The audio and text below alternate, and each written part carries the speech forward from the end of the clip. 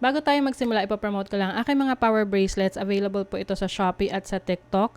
But most of my power bracelets are available sa Shopee.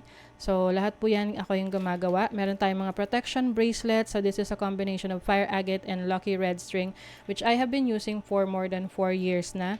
And then, meron tayong dalawang klase ng obsidian evil eye. We have the smaller version, which is the 6mm bead and the 8mm bead. This is good for warding off negative energies around you. And of course, yung mga evil eye. And then, we have the anti-evil eye bracelet. So, para to sa mga anti-inggit, ganyan, sa paligid nyo. And then, also, we have the selenite evil eye. So, the good thing about this is, multi-purpose na siya. Kini-cleanse na niya yung energies around you. And also, yung mga kasama niyang bracelets, cleansing and recharging as well. So, just like this one. Ayan. And then we have other bracelets for other intentions and manifestations. So meron tayong authentic malachite. This is for healing and also attraction of money and transformation. And marami pang iba. Meron din tayong chakra bracelet for balance. And we have the tiger's eye for courage. We have howlite for concentration and focus. We have rose quartz for attraction of love, self-love, and of course, amethyst for intuition, healing. Ayan. Lahat ng bracelet may kasama ng instruction leaflet, extra string, and a cute pouch. Ayan. Meron din ako mga bagong products sa aking shop. Ito yung Intention Oils. It comes with 2 sizes. Meron tayong dropper, which is 15 ml. Meron tayong roll-on na 5 ml. So, you can use this for manifestation ng prosperity and protection. So, while you are doing affirmations. And ito naman, you can, multi-purpose to, pwede mo rin itong gamitin when you are setting intentions. You can put this sa iyong candle if bago ka mag-set ng intention. So, this is for prosperity and protection na. Meron din akong spell jar for protection and prosperity. So, these are limited items lang kasi konti lang nagawa ko dahil lahat to ay chinarge ng super full moon nung full moon in Pisces. So now it is available. I think 5 to 7 pieces lang yung available for each. So lahat yan nasa aking Shopee. Link on the description. Thank you so much and happy shopping.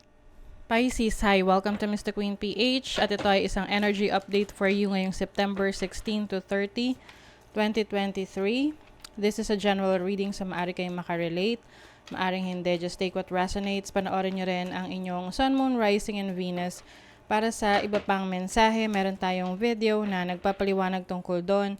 Link on the description. And thank you so much sa lahat ng sumusuporta dito sa ating channel. Just always remember that you have the power to create your own reality.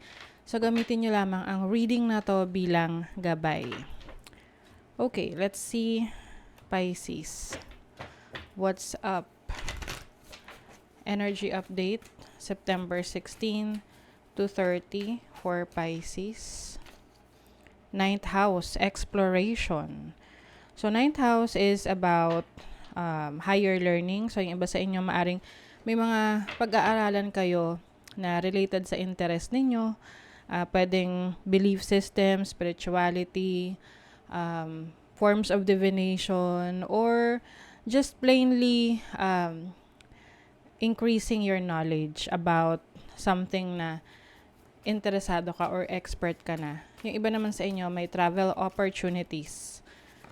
You also have Jupiter abundance. Wow. So, I think merong expansion, no, when it comes to your knowledge. And even yung opportunity mo to go abroad, this is telling me na mas magiging maganda yung kabuhayan mo when you work abroad or maging open ka in working abroad. Or pwede rin naman tong international trading. Okay? And then Aries act. So it requires action. Okay?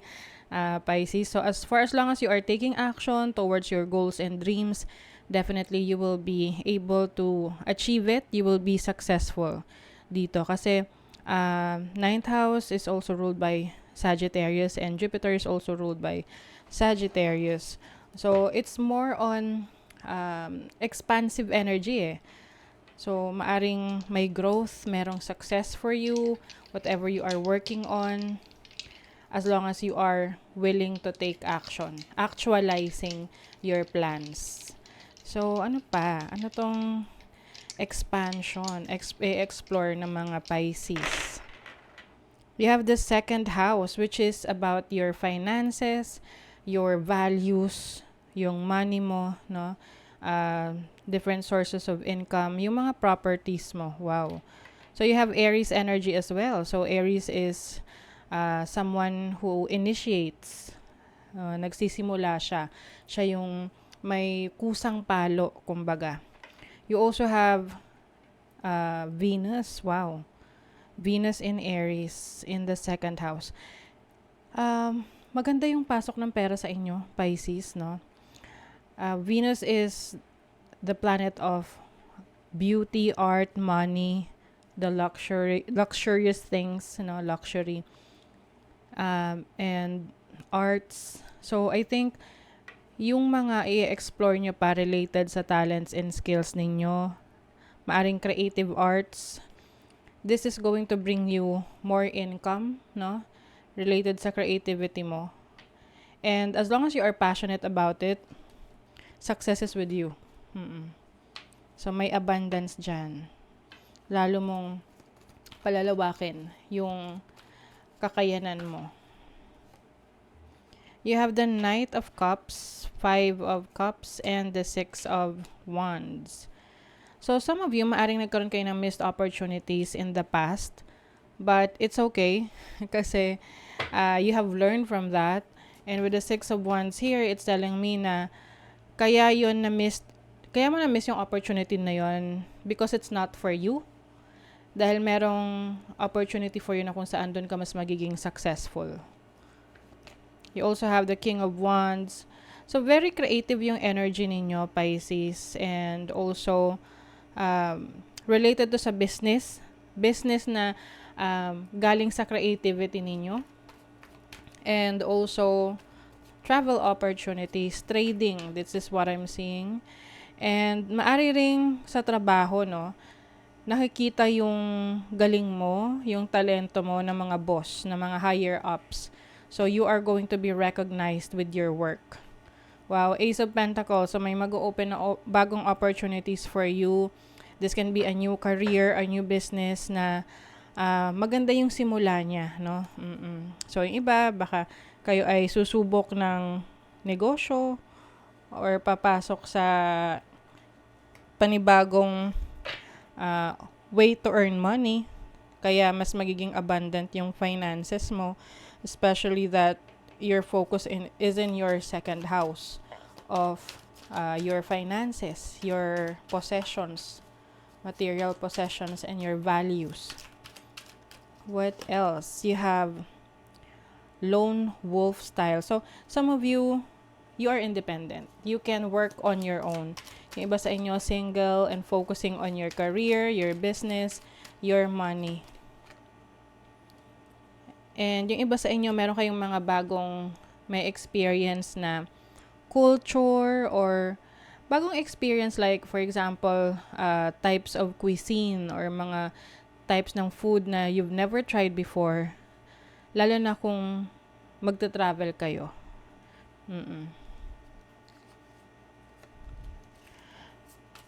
So, some of you, maaring merong mga tao sa paligid nyo that are trying to bring you down. So, just make sure na lang na hindi kayo nagpapa-apekto sa mga opinion nila or yung mga ways nila to make you feel bad about yourself. You also have forked road, direction or change. May mga options available for you na nag-open. So, it's time for you to choose the best path. Kasi pwedeng mag-create ng confusion kapag masyadong maraming options available. Okay rin naman yung marami kang options, but ang importante is you know what you want para hindi maging mahirap sa'yo yung mag-decide. You are spiritually awakening. You are focusing on your your destiny, your purpose. You are becoming more curious about yourself, tsaka dun sa mga bagay na natututunan mo, and then habang natututunan mo siya, lalo kang nagiging curious, bakit ka nagiging interesado doon. Parang you are diving deeply, no? You want to know the answers to your questions. Maybe because iniisip mo kung ito ba yung destiny mo talaga, you should pursue this, ganon. So, sa career and finances, meron ditong therapy. You are healing from your past mistakes. With the 5 of Cups here, ayan yung nagkaroon ka ng regrets. Feeling mo, na-miss mo yung opportunity, but actually, it's not for you. Kaya hindi napunta sa'yo. So, yung iba naman sa inyo, kayo ay may expertise in teaching other people, sharing your skills. Maaring meron kayong i-mentor or meron kayong tuturuan. You may also be undergoing training, no, with the 9th house here, which is about higher education. Okay? Let's see what else. You have the Son of Cups, the Fool. So, new opportunity for you to na related sa pangarap mo ng bata ka. Oo, ngayon mas nabibigyan ka ng opportunity to pursue that. Lalo na kung pangarap mo ng bata ka maging teacher or someone na tumutulong or nagsishare ng kaalaman mo sa iba. So, sa love naman, expectation and memories. So, maaring yung iba sa inyo, you're still expecting someone to come back or parang kinoconsider mo na bumalik sa isang tao na namimiss mo. Can be an earth sign, Taurus, Virgo, or Capricorn. See, 6 of Cups. Or, I think, for some of you, pwedeng sa relationship nyo sa mother figure. Can be yung asawa nyo, kasi mother figure yun ng mga anak nyo, or yung mother nyo talaga, like parent ninyo. Meron kayong aayusin na connection with them. It's like a celebration as well. Reunion. So, may reunion dito. I think for some of you, this can be friendship, no? Na magkakaroon ng reunion. Or sa family members ninyo na you really feel na you need to work it out with them. Okay? So, that is your reading, Pisces. Kung nagustuhan nyo ito, naka-resonate kayo, mag-comment kayo dyan, like, share, subscribe, para lagi kayong updated sa ating mga readings. Thank you so much, Pisces. See you again.